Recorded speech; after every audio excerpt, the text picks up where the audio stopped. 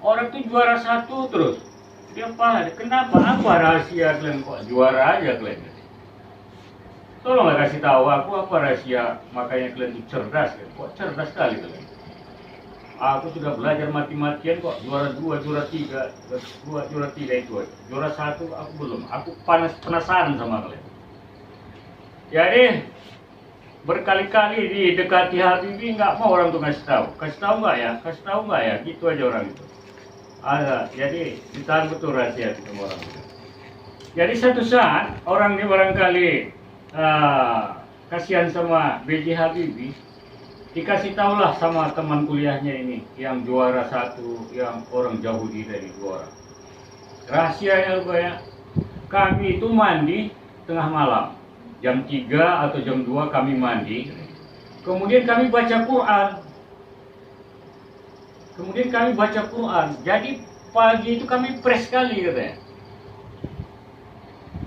Maka otak kami itu cerdas katanya.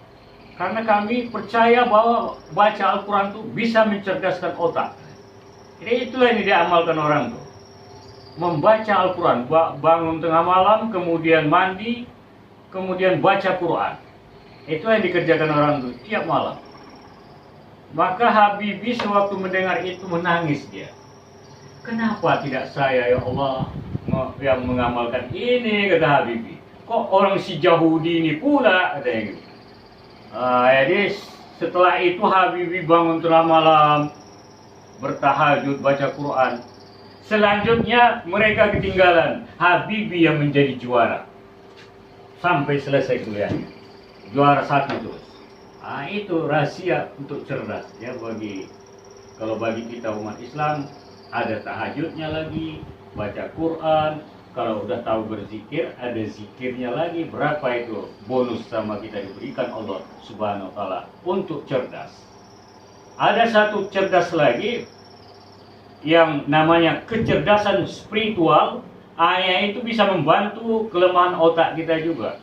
Karena itu ada ilmu laduni yang diberikan oleh Allah Subhanahu wa Ta'ala bagi orang yang mengasah rohaninya, mendekatkan diri kepada Allah dengan berzikir kepada Allah Subhanahu wa Ta'ala. Itu metodologinya harus praktikum metafisika kerohanian ya. Ada di Pancabudi praktikumnya. Kalau itu nanti kita bisa berdialog, bisa berkomunikasi, bisa bisa berdiskusi lebih lanjut di mana saja kamu membutuhkan tambahan pengetahuan dari Bapak. Siap membimbing kalian sampai kita menjadi manusia yang betul-betul sesuai dengan konsep Allah Subhanahu wa Ta'ala menciptakan kita sebagai manusia, yaitu menjadi khalifah di muka bumi yang bisa membawa rahmat juga bagi alam semesta, yang bisa bermanfaat bagi orang lain dan bermanfaat bagi alam semesta. Ya, jadi kita masuk ke materi kita sekarang ini, yaitu mengenai pengertian riba dalam fikih Islam. Nampak ini bahan Bapak, anak-anak Bapak sekalian, nampak bahannya? Ini tayangan bahannya nampak? Enggak nampak ya? Oh, Bapak. Udah masuk bahan ya? Belum nampak? Ya. Masih loading mungkin nggak? Ada connect itu? Oh udah? Alhamdulillah. Masih loading ya? Jadi inilah materi kita sekarang. Tapi Bapak nggak nampak, sekali Bapak ngintip nanti ya. Pengertian.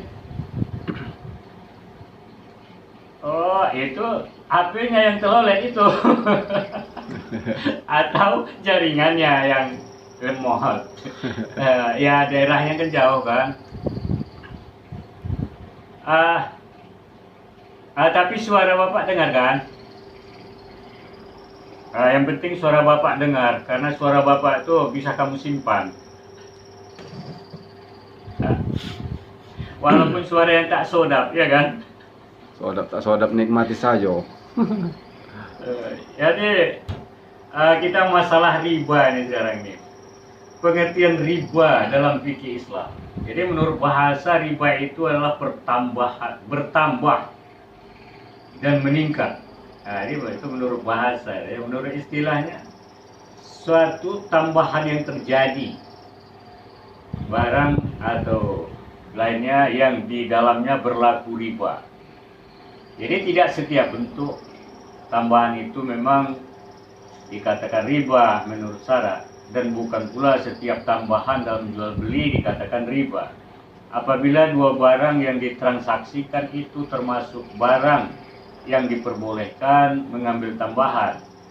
Jadi ada barang yang boleh diperbolehkan mengambil tambahan, maka tidak masalah. Tambahan yang disinyalir mengandung unsur riba adalah tambahan yang apabila terjadi akad dalam tukar menukar kedua barang tersebut, maka haram melebihkan di antara keduanya.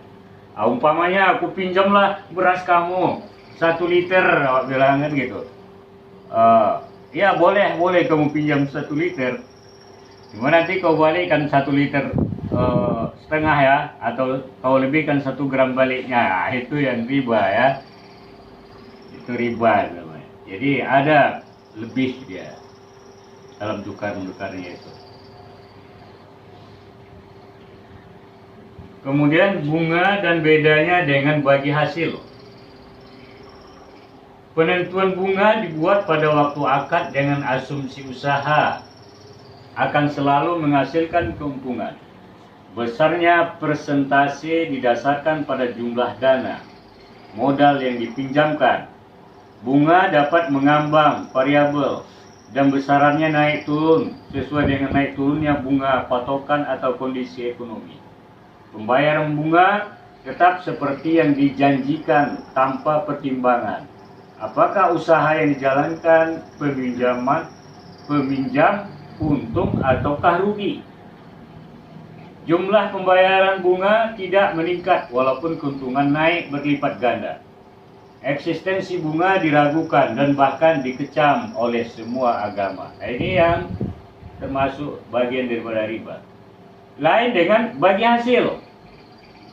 Penentuan besar rasio nisbah bagi hasil disepakati pada waktu akad dengan berpedoman pada kemungkinan untung rugi. Besarnya rasio bagi hasil didasarkan pada jumlah keuntungan yang diperoleh. Rasio bagi hasil tetap tidak berubah selama akad masih berlaku, kecuali diubah atas kesepakatan bersama. Bagi hasil bergantung pada keuntungan usaha yang dijalankan. Ketika usaha merugi, kerugian akan ditanggung bersama. Jumlah pembagian laba meningkat sesuai dengan peningkatan keuntungan. Tidak ada yang diragukan keabsahan bagi hasil. Nah, kalau ini boleh, bukan riba dia. Jadi beda dia bunga dengan bagi hasil. Jadi dasar dari ayat Al-Quran yang mengharamkan tentang riba itu dalam surah Al-Imran 130 yang isinya melarang masyarakat mempraktekkan riba. Hai orang-orang yang beriman, janganlah kamu memakan riba dengan berlipat ganda, dan bertakwalah kamu pada Allah supaya kamu mendapat keberuntungan. Kemudian di dalam surah Ar-Rum ayat 39, dan sesuatu riba tambahan yang kamu berikan agar dia bertambah pada harta manusia, maka riba itu tidak menambah pada sisi Allah. Dan apa yang kamu berikan berupa zakat yang kamu maksudkan untuk mencapai keridhaan Allah, maka yang berbuat demikian itulah orang-orang yang melipat gandakan pahalanya. Kemudian melihat dari uraian yang telah disampaikan oleh para ulama fikih, terdiri dari 2 bahagian riba. Ada namanya riba utang piutang, riba al-duyun, dan terkadang diistilahkan dengan riba kredit, riba al-kar, riba jahiliyah, riba nasyah, atau riba yang disebut dalam Al-Quran karena Al-Quran mengharamkan, dinyatakan secara tegas oleh Al-Quran secara langsung, Yaitu yang keduanya riba jual beli, riba al-buyu'. Dan pelarangan hanya ditegaskan di dalam hadis Nabi SAW. Riba yang masuk dalam kategori ini dibedakan menjadi dua macam, yaitu riba kelebihan, riba al-af'al, dan riba penangguhan, riba al-nasa'. Itulah dua macam pembagian riba oleh ulama fikih. Kemudian dari kategori riba di atas, maka secara keseluruhan tipologi riba terbagi menjadi tiga macam, yakni riba hutang piutang atau riba al-nasi'ah, riba kelebihan atau riba alfa. Dan riba penangguhan atau riba an-nasa', kemudian hikmah pelarangan riba. Jadi ada hikmah pelarangan riba.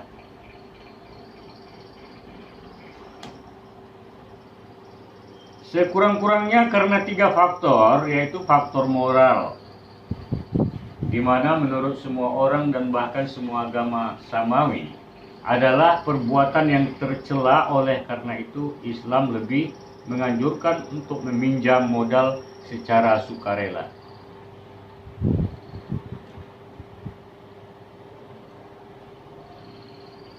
Bagi seorang yang memang ingin menampilkan atau menghiasi dirinya dengan akhlak yang mulia,